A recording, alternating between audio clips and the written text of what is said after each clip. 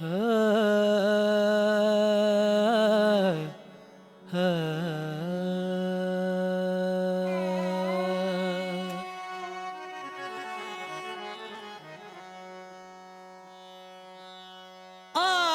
नेड़े नेड़े वे ढोला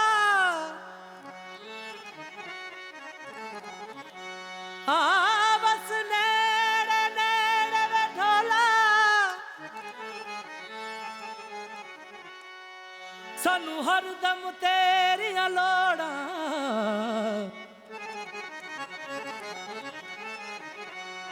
दुनिया दे विच सजना बाजो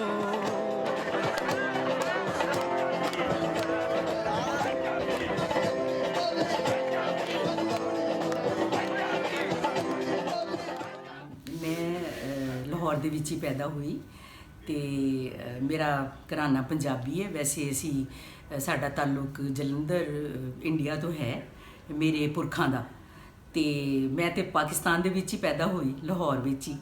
ਤੇ ਇੱਕ ਪੰਜਾਬੀ ਘਰਾਣੇ ਦੇ ਵਿੱਚ ਜਨਮ ਲੈਣ ਦੇ ਕਰਕੇ ਫਿਰ ਪੰਜਾਬੀ ਨਾਲ ਤੇ ਜੁੜਤ ਹੈ ਹੀ ਸੀ।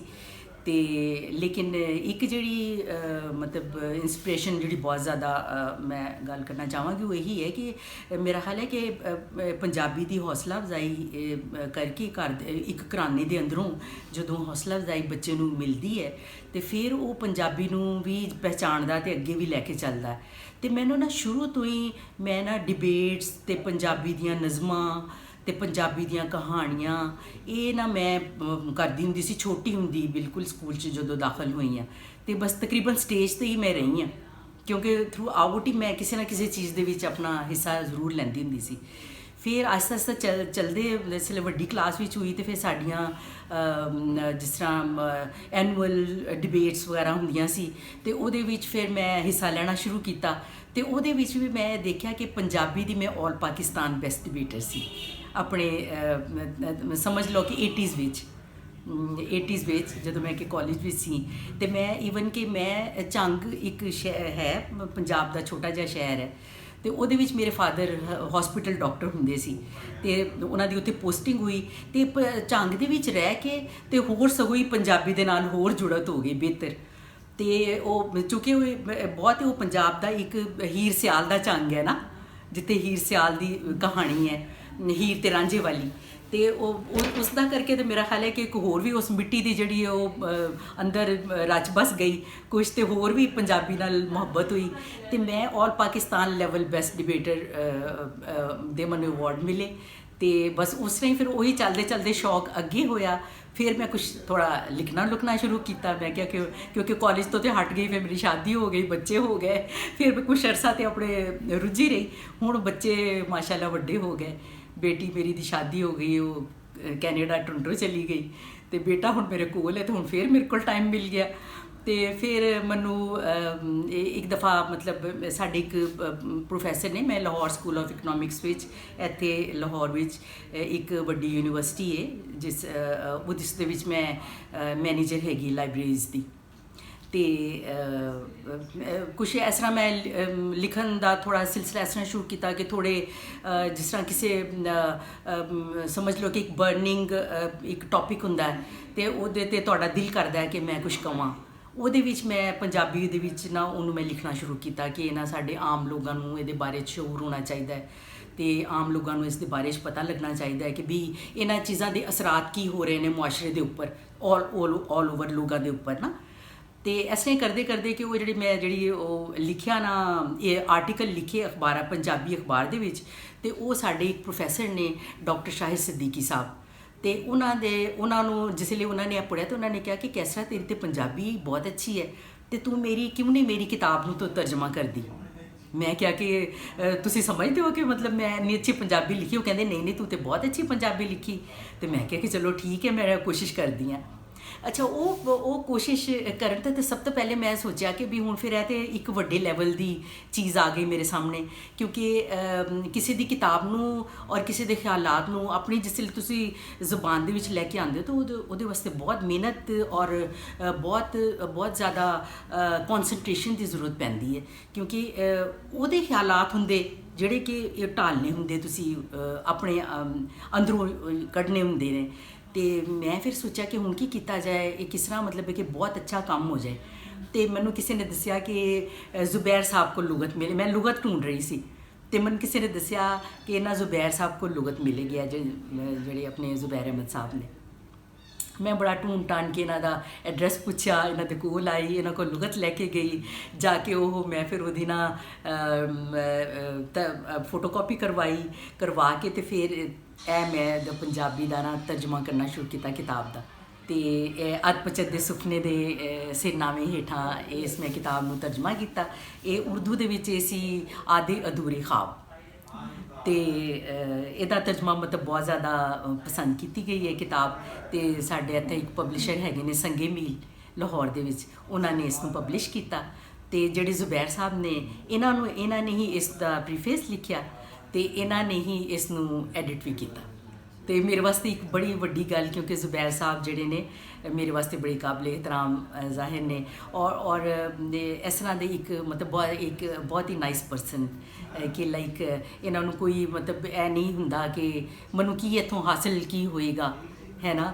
ਤੇ ਲੇਕਿਨ ਇਹ ਕਿ ਇਹਨਾਂ ਦਾ ਵਰਤਾਰਾ ਔਰ ਸਭ, ਤੇ ਉਹ ਦੇਖ ਲਓ ਕਿ ਹੁਣ ਕਰਦੇ ਫਿਰ ਇਹ ਹੁਣ ਇੱਕ ਹੋਰ ਮੈਂ ਕਿਤਾਬ ਵੀ ਲਿਖਣੀ ਸ਼ੁਰੂ ਕੀਤੀ ਹੋਈ ਹੈ, ਕਿਉਂਕਿ ਅਸੀਂ ਇਹ ਚਾਹ ਰਹੇ ਹਾਂ ਨਾ ਕਿ ਪੰਜਾਬ ਦੇ ਵਿੱਚ ਅਸੀਂ ਆਪਣੀ ਮਾਂ ਬੋਲੀ ਦੀ ਨੂੰ ਮਤਲਬ ਸਕੂਲਾਂ ਦੇ ਵਿੱਚ ਰਾਈਜ਼ ਕਰੀਏ, ਤਾਂ ਕਿ ਛੋਟੀ ਕਲਾਸ ਤੋਂ ਜਦੋਂ ਬੱਚੇ ਪੜ੍ਹ ਕੇ ਆਉਣ ਉੱਪਰ ਤੇ ਫਿਰ ਉਹ ਨਾ ਇਹ ਜਿਹੜੀ ਹਿਚਕਚਾਹਟ ਉਹਨਾਂ ਦੀ ਹੈ ਨਾ ਕਿ ਜਿਹੜੀ ਕਿ ਖਤਮ ਹੁੰਦੀ ਜਾ ਰਹੀ ਹੈ, ਜਿਹਦੀ ਕਿ ਮਤਲਬ ਗਲੋਬਲੀ ਅਗਰ ਅਸੀਂ ਦੇਖੀਏ ਤੇ ਤਕਰੀਬਨ ਅੰਗਰੇਜ਼ੀ ਉਹਨੂੰ ਲੈ ਰਹੀ ਹੈ ਹਰ ਜਗ੍ਹਾ ਦੀ, ਮਤਲਬ ਹਰ ਬੋਲੀ ਦੀ ਥਾਂ ਨਾ ਅੰਗਰੇਜ਼ੀ ਲੈ ਰਹੀ ਹੈ। ਤੇ ਉਹ ਹੁਣ ਅਸੀਂ ਇਸ ਦਾ ਮਤਲਬ ਪਾਕਿਸਤਾਨ ਤੇ ਪੰਜਾਬ ਦੇ ਪੰਜਾਬੀ ਬੋਲੀ ਦੇ ਉੱਪਰ ਵੀ ਇਸ ਦਾ ਬੜਾ ਮਤਲਬ ਇੱਕ ਜ਼ਬਰਦਸਤ ਜਿਹਾ ਇੰਪੈਕਟ ਪਿਆ ਹੈ, ਕਿਉਂਕਿ ਲੋਕ ਹੁਣ ਇਹੀ ਸਮਝਦੇ ਨੇ ਕਿ ਸ਼ਾਇਦ ਅਸੀਂ ਜਦੋਂ ਅੰਗਰੇਜ਼ੀ ਬੋਲਾਂਗੇ ਨਾ ਉਦੋਂ ਹੀ ਸਾਡੀ ਨਾ ਬਹੁਤ ਇੱਜ਼ਤ ਹੋਏਗੀ, ਲੋਕ ਬੜਾ ਮਾਣ ਹੋਏਗਾ ਕਿ ਵੀ ਅਸੀਂ ਮਤਲਬ ਬਹੁਤ ਪੜ੍ਹੇ ਲਿਖੇ ਹਾਂ। ਲੇਕਿਨ ਅਗਰ ਕੋਈ ਪੰਜਾਬੀ ਬੋਲੀ ਬੋਲ ਰਿਹਾ ਤੇ ਫਿਰ ਉਹ ਇਹ ਸਮਝਦੇ ਆ ਕਿ ਵੀ ਨਾ ਸ਼ਾਇਦ ਪਤਾ ਨਹੀਂ ਸਾਨੂੰ ਕੋਈ ਬੈਕਵਰਡ ਹੀ ਨਾ ਸਮਝੇ। ਤੇ ਹੁਣ ਅਸੀਂ ਫਿਰ ਇਹ ਕੋਸ਼ਿਸ਼ ਕਰ ਰਹੇ ਹਾਂ ਕਿ ਬਈ ਇਹਨਾਂ ਨੂੰ ਨਾ ਮਤਲਬ ਜਿਹੜੀਆਂ ਕਲਾਸਾਂ ਦੇ ਛੋਟੀਆਂ ਕਲਾਸਾਂ ਤੋਂ ਇਹਨਾਂ ਨੂੰ ਬੱਚਿਆਂ ਨੂੰ ਸ਼ੁਰੂ ਕਰੀਏ ਕਿ ਇਹਨਾਂ ਦੇ ਵਿੱਚ ਨਾ ਉਹ ਬੋਲਣ ਦਾ ਕੌਨਫੀਡੈਂਸ ਆਏ।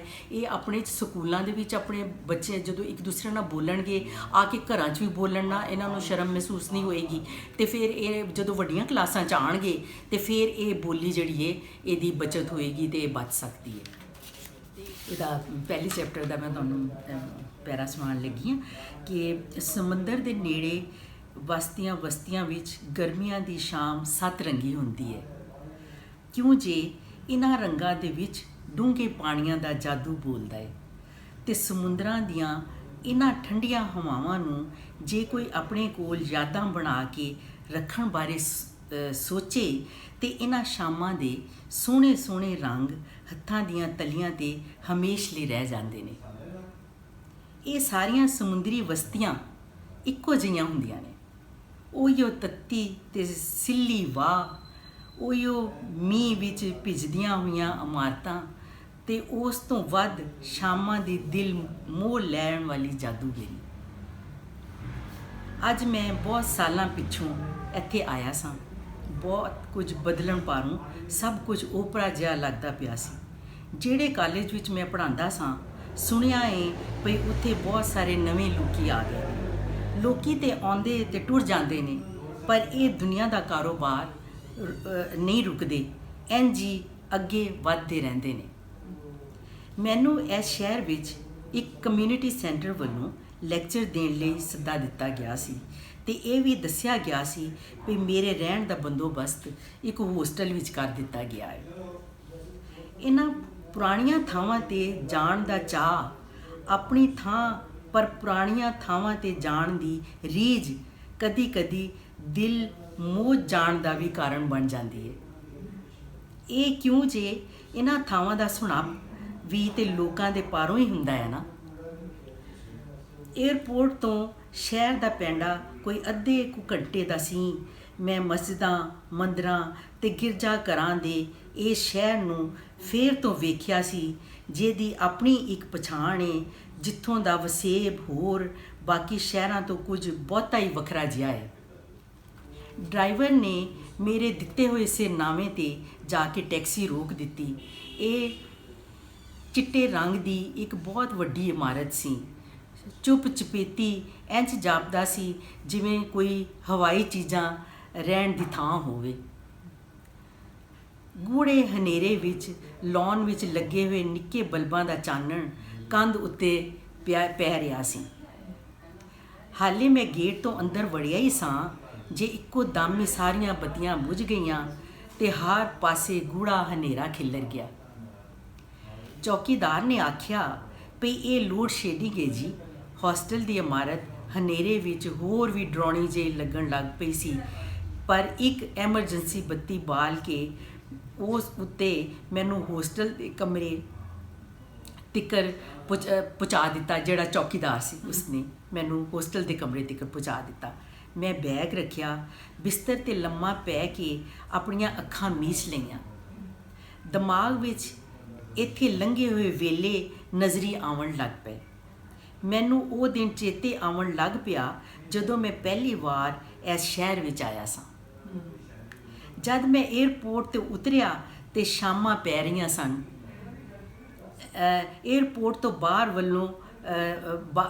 ਵੱਲ ਨੂੰ ਆਇਆ ਤੇ ਲੋਕਾਂ ਦਾ ਇੱਕ ਮੇਲਾ ਲੱਗਾ ਹੋਇਆ ਸੀ, ਜਿਹੜੇ ਆਪਣੇ ਆਪਣੇ ਪਿਆਰਿਆਂ ਨੂੰ ਜੇ ਆਇਆਂ ਨੂੰ ਆਖਣ ਲਈ ਖਲੋਤੇ ਸਨ। ਪਰ ਮੇਰਾ ਸ਼ਹਿਰ ਵਿੱਚ ਕੋਈ ਵੀ ਪਛਾਣੂ ਨਹੀਂ ਸੀ। ਮੇਰੀਆਂ ਅੱਖਾਂ ਇਹਨਾਂ ਲੋਕਾਂ ਦੇ ਇਕੱਠ ਵਿੱਚ ਆਪਣਾ ਨਾਂ ਲੱਭ ਰਹੀਆਂ ਸਨ।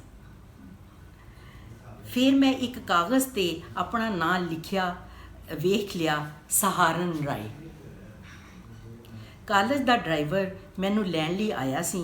ਮੈਂ ਆਪਣੇ ਸਮਾਨ ਵਾਲੀ ਟਰਾਲੀ ਉਸ ਦੇ ਅੱਗੇ ਖਿਲਾਰ ਦਿੱਤੀ। ਜਨਾਬ, ਤੁਸੀਂ ਪੀਟੀਸੀ ਦੇ ਪ੍ਰਾਹੁਣੇ ਹੋ? ਡਰਾਈਵਰ ਨੇ ਪੁੱਛਿਆ। ਪੀਟੀਸੀ ਤੋਂ ਉਹਦਾ ਅਖਾਣ ਟੀਚਰਸ ਪ੍ਰੋਫੈਸ਼ਨਲ ਕਾਲਜ ਸੀ। ਹਾਂ ਤੇ ਤੁਹਾਡਾ ਨਾਂ? ਮੇਰਾ ਨਾਂ ਸ਼ਬੀਰ ਹੈ ਜੀ, ਉਸਨੇ ਆਖਿਆ। ਸਰ, 2 ਦਿਨ ਲਈ ਤੁਹਾਡੇ ਰਹਿਣ ਦਾ ਬੰਦੋਬਸਤ ਇੱਕ ਹੋਸਟਲ ਵਿੱਚ ਕੀਤਾ ਗਿਆ ਹੈ। ਹੁਣ ਅਸੀਂ ਉੱਥੇ ਹੀ ਜਾਂਦੇ ਪਏ ਹਾਂ। ਮੈਂ ਗੱਡੀ ਵਿੱਚ ਬਹਿ ਗਿਆ। ਸ਼ਬੀਰ ਗੱਲਾਂ ਦਾ ਗਲਾੜੀ ਸੀ। ਏਅਰਪੋਰਟ ਤੋਂ ਲੈ ਕੇ ਹੋਸਟਲ ਤੀਕਰ ਉਹਨੇ ਮੈਨੂੰ ਕਾਲਜ ਦੇ ਬਾਰੇ, ਉੱਥੋਂ ਦੇ ਮਾਹੌਲ ਦੇ ਬਾਰੇ, ਸ਼ਹਿਰ ਦੇ ਬਾਰੇ, ਮੌਸਮ ਦੇ ਬਾਰੇ, ਉੱਥੋਂ ਦੇ ਲੋਕਾਂ ਦੇ ਬਾਰੇ ਵਿੱਚ ਬੜੀਆਂ ਹੀ ਕੰਮ ਦੀਆਂ ਖਬਰਾਂ ਦਿੱਤੀਆਂ। ਸ਼ਬੀਰ ਦੀਆਂ ਗੱਲਾਂ ਪਾਰੋਂ ਰਾਹ ਵੀ ਬਹੁਤ ਸੌਖਾ ਲੰਘ ਗਿਆ। ਕੁਝ ਦੇਰ ਮਗਰੋਂ ਹੀ ਮੈਂ ਚੈੱਕ ਇਨ ਕਰਕੇ ਤੇ ਆਪਣੇ ਕਮਰੇ ਵਿੱਚ ਸਾਂ।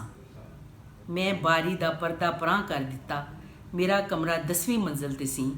ਸਾਹਮਣੇ ਸ਼ਹਿਰ ਦੀ ਸਭ ਤੋਂ ਵੱਡੀ ਸੜਕ ਸੀ, ਜਿੱਥੋਂ ਲੰਘਦੀਆਂ ਹੋਈਆਂ ਗੱਡੀਆਂ ਖਿਡੌਣਿਆਂ ਵਾਂਗੂ ਲੱਗਦੀਆਂ ਪਈਆਂ ਸਨ। ਸਟਰੀਟ ਲਾਈਟ ਦੀ ਵੀ ਬਲ ਚੁੱਕੀਆਂ ਸਨ। ਮੈਂ ਸੋਚੀ ਪੈ ਗਿਆ ਵੀ ਹੁਣ ਮੇਰੇ ਸ਼ਹਿਰ ਵਿੱਚ ਵੀ ਸ਼ਾਮ ਗੂੜੀ ਪੈ ਗਈ ਹੋਣੀ ਏ।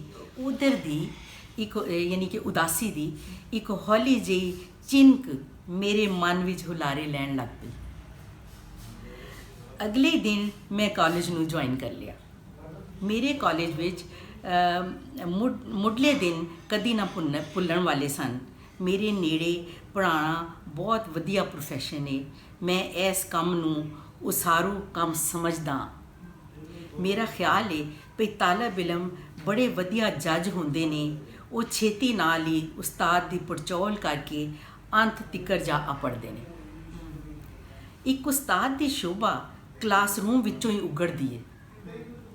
ਫਿਰ ਦਿਨਾਂ ਵਿੱਚ ਹੀ ਇਹ ਸ਼ੋਭਾ ਦੂਜੇ ਤਾਲਬ ਇਲਮਾਂ ਤੋਂ ਹੁੰਦੀ ਹੋਈ ਕਾਲਜ ਦੇ ਵਰਾਂਡਿਆਂ, ਹੋਸਟਲਾਂ ਤੇ ਕੈਫੇਟੇਰੀਆ ਤਿੱਕਰ ਖਿਲਰ ਜਾਂਦੀ ਹੈ। ਕਦੀ ਕਦੀ ਇੰਝ ਲੱਗਦਾ ਹੈ ਵੀ ਮੈਂ ਬਹੁਤ ਹੀ ਚੰਗੇ ਬਖਤਾਂ ਵਾਲਾ ਹਾਂ, ਜਿਹਨੂੰ ਤਾਲਬ ਇਲਮਾਂ ਨੇ ਮੁੱਢਲੇ ਦਿਨਾਂ ਤੋਂ ਹੀ ਵਡਿਆ ਤੇ ਮੰਨ ਲਿੱਤਾ।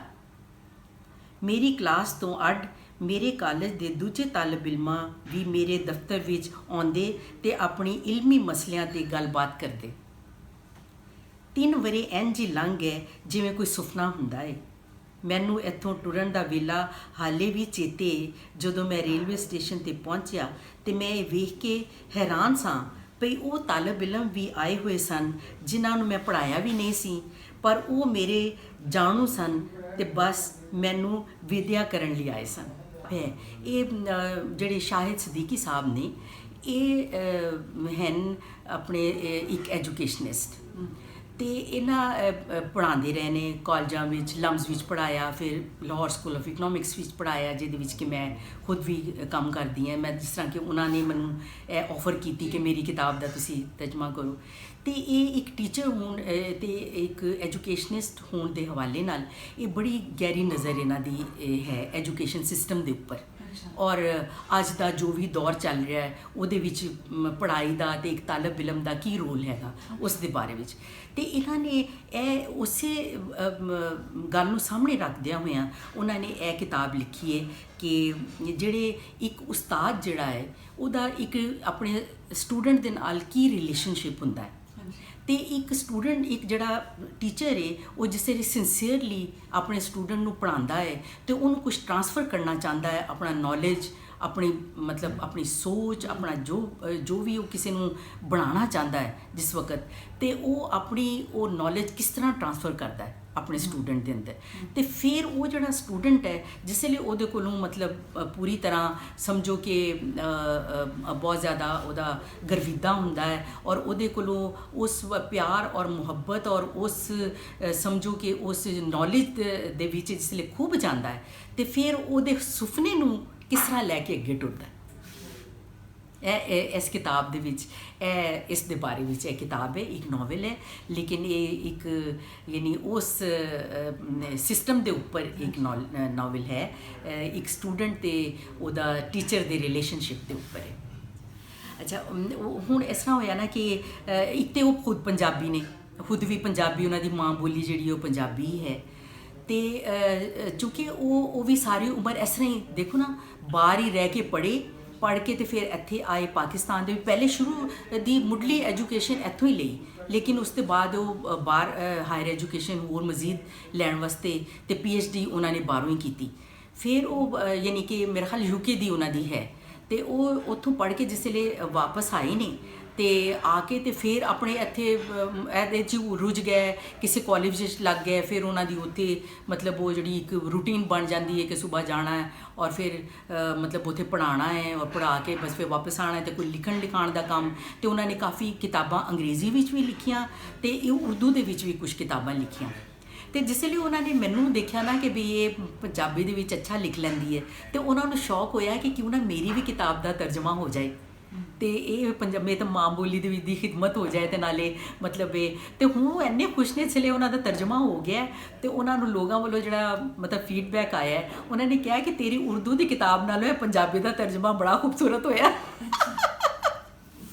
ਅਤੇ ਉਹ ਖੁਦ ਵੀ ਬੜੇ ਖੁਸ਼ ਨੇ ਔਰ ਮੈਨੂੰ ਉਹਨਾਂ ਨੇ ਦੱਸਿਆ ਬੜੀ ਖੁਸ਼ੀ ਦੇ ਨਾਲ ਕਿ ਬਈ ਕਿਸ ਤਰ੍ਹਾਂ ਇਹ ਬਹੁਤ ਖੂਬਸੂਰਤ ਹੋ ਗਈ ਹੈ ਕਿਤਾਬ ਮੇਰੀ ਅਤੇ ਉਹ ਬਸ ਇਹ ਇੰਸਪੀਰੇਸ਼ਨ ਸੀ ਉਹਨਾਂ ਦੀ ਉਹ ਚਾਹੁੰਦੇ ਸਨ ਕਿ ਵੀ ਯਾਨੀ ਕਿ ਮੇਰੀ ਕਿਤਾਬ ਜਿਹੜੀ ਹੈ ਉਹਦਾ ਮਤਲਬ ਹੋਰ ਪੰਜਾਬੀ ਦੇ ਵਿੱਚ ਵੀ ਤਰਜਮਾ ਹੋਏ ਤਾਂ ਕਿ ਉਹ ਜ਼ਿਆਦਾ ਹੋਰ ਪੰਜਾਬੀ ਹਲਕੇ ਦੇ ਵਿੱਚ ਵੀ ਇਹ ਹੋਏ ਕਿਉਂਕਿ ਔਰ ਅਸੀਂ ਨਾ ਇਹ ਵੀ ਚਾਹੁੰਦੇ ਹਾਂ ਕਿ ਇਹ ਕਿਤਾਬਾਂ ਅਸੀਂ ਲੈ ਕੇ ਆਵਾਂਗੇ ਅਤੇ ਪੰਜਾਬੀ ਕੋਰਸਿਸ ਅੱਗੇ ਵਧਣੇ ਨੇ ਨਾ ਹਾਂਜੀ ਅਤੇ ਬਸ ਉਹੀ ਮੇਰੇ ਦਿਲ ਵਿੱਚ ਵੀ ਹੈ ਮੈਂ ਵੀ ਇੱਕ ਇਸਲਾਮੀਆਤ ਸਾਡਾ ਇੱਕ ਸਬਜੈਕਟ ਹੈ ਨਾ ਜਿਹੜਾ ਕਿ ਸਾਡਾ ਰਿਲੀਜਨ ਇਸਲਾਮ ਦੇ ਬਾਰੇ ਵਿੱਚ ਇਸਲਾਮੀਆਤ ਉਹ ਲਾਜ਼ਮੀ ਹੁੰਦਾ ਹੈ ਅਤੇ ਕੰਪਲਸਰੀ ਹੁੰਦਾ ਸਬਜੈਕਟ ਪੜ੍ਹਨਾ ਮੁਸਲਮਾਨ ਬੱਚਿਆਂ ਦੇ ਵਾਸਤੇ ਸਕੂਲਾਂ ਦੇ ਵਿੱਚ ਅਤੇ ਲੇਕਿਨ ਉਸ ਦਾ ਨਾ ਕੋਰਸ ਦੀਆਂ ਬੁੱਕ ਕੋਈ ਵੀ ਨਹੀਂ ਹੈ ਉਹਨਾਂ ਨੂੰ ਪੜ੍ਹਾਉਣ ਵਾਸਤੇ ਅਤੇ ਹੁਣ ਉਹੀ ਮੈਂ ਉਹਨਾਂ ਨੂੰ ਮਜ਼ੀਦ ਤਰਜਮਾ ਮੈਂ ਕਰ ਰਹੀ ਹਾਂ ਉਹਨਾਂ ਦੇ ਵੀ ਅਤੇ ਉਹਨਾਂ ਨੂੰ ਕਿਤਾਬਾਂ ਬਣਾਉਣ ਦੀ ਕੋਸ਼ਿਸ਼ ਕਰ ਰਹੇ ਹਾਂ ਅਸੀਂ ਅਤੇ ਉਹ ਕਹਿ ਰਹੇ ਨੇ ਕਿ ਹੁਣ ਇੱਥੇ ਤਰਜਮਾਕਾਰ ਜਿਹੜੇ ਹੋਣਗੇ ਨਾ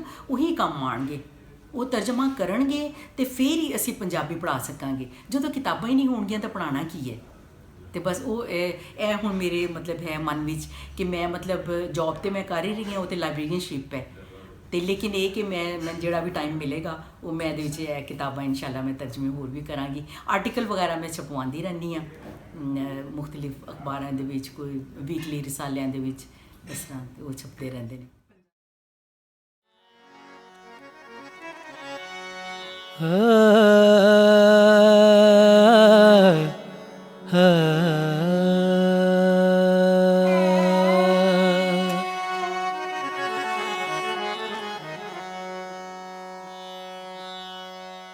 ਬਸ ਨੇੜੇ